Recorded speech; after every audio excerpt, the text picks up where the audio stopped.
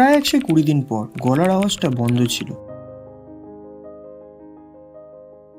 কিন্তু মস্তিষ্কটা চলছিল। আপনারা হাসতেন আর আমি রোস্ট করতাম। কিন্তু এবার আমি আপনাদের ভাবাতে চাই যে এই চ্যানেলটি পরিবর্তন হতে চলেছে। একটা চ্যানেলে যেখানে 400টারও বেশি ভিডিও রয়েছে, সেখানে হঠাৎ করে ভিডিও না আসার কারণ কি? তোমরা অনেকেই ভেবেছো চ্যানেলটি শেষ হয়ে গেছে, বংশুক্ত চ্যানেলে আর কোনোদিনও ভিডিও আসবে না। সত্যি কথা বলতে কি জানো, গত কয়েক মাস আমার জীবনে অন্যতম ব্যস্ত এবং কঠিন সময় ছিল। কলেজের ফার্স্ট ইয়ার, সেমিস্টার এক্সাম, আর তার সঙ্গে মেন্টালি আমি ডিমোটিভেট হয়েছিলাম। অনেক লোকের কমেন্ট, অনেক লোকের কটূক্তি মন্তব্য, এই নিয়ে আমি খুব ডিমোটিভেট হয়েছিলাম। পরীক্ষার চাপের পাশাপাশি আমি এই যে ফাঁকা সময়টা, আমি নিজেকে একটু সময় দিচ্ছিলাম আর নিজে মেন্টালি একটু স্ট্রং হচ্ছিলাম।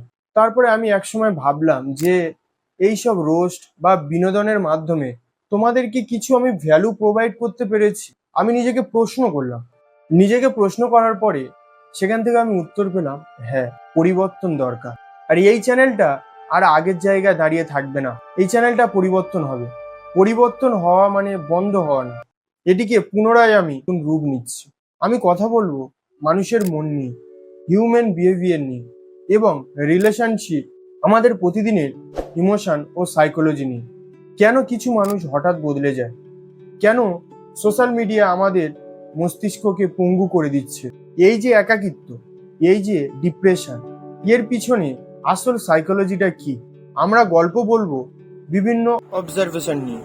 তো আমি জানি তোমরা যারা আমার 1.5K সাবস্ক্রাইবার বা আমার অডিয়েন্স বেস আছো, তোমরা আমাকে আমার কন্টেন্ট দেখেই তবে তোমরা সাবস্ক্রাইবটা করেছিলে।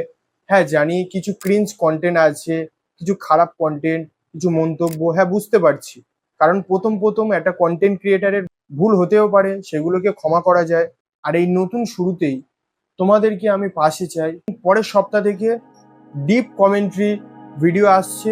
আর আমার এই নতুন পরিবর্তনের সাথে তোমরা আমার পাশে আছো কিনা অবশ্যই কমেন্টে জানিও। খুব তাড়াতাড়ি নতুন ভিডিওতে আমি তোমাদের সঙ্গে একটা নতুন গল্পে ফিরছি। টাটা।